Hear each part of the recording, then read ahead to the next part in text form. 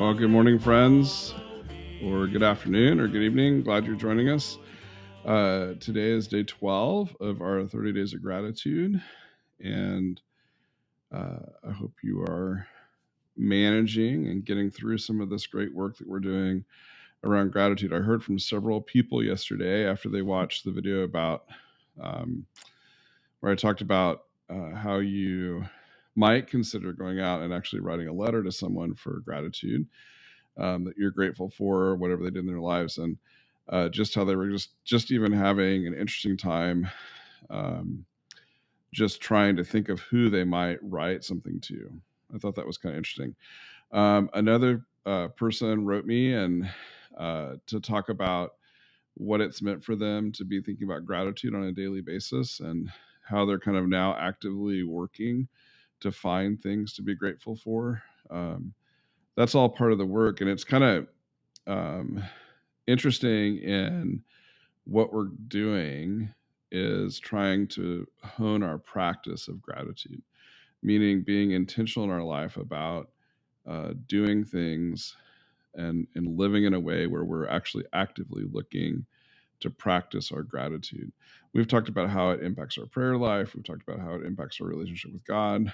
We've talked about how it impacts our relationships with each other, how it can change us, how we can sometimes maybe don't even realize that somebody out there might be very grateful for your existence, just like we talked about on the first couple of days.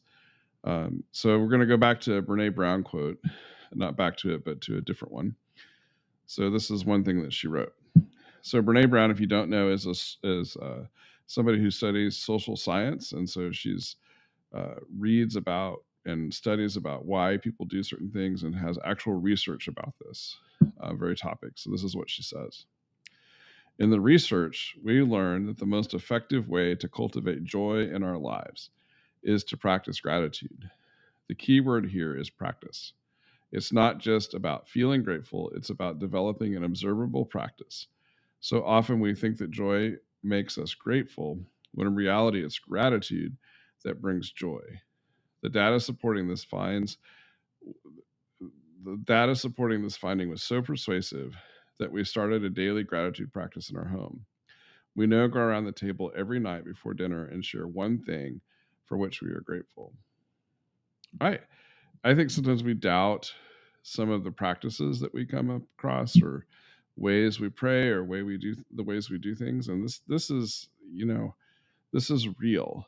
And I think in our tradition of Christianity, we knew this. Whether it was just simply from practice, or from experience, or from all the different things that happen, but underneath, we really understood that gratitude, Thanksgiving, is really an important part of our spiritual practice. And so that's part of why we're doing this exercise for 30 days, is to encourage you to understand that this is really a lasting practice. It should be something that you don't just do for these 30 days, but that you actually make a regular part of your life. In other words, not just keeping the gratitude journal for now, but also keeping it in other ways, not just doing the what through things went well, but actually beginning to think that way.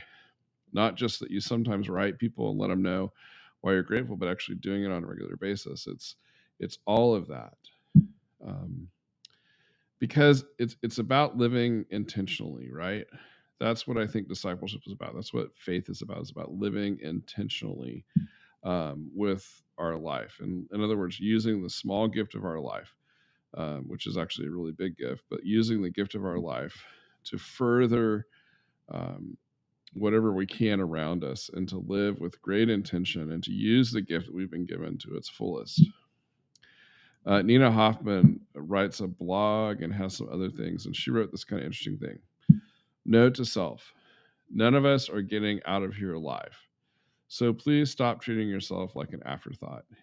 Eat the delicious food, walk in the sunshine, jump in the ocean, say the truth that you're carrying in your heart like a hidden treasure. Be silly, be kind, be weird. There's no time for anything else. I think that's a great notion.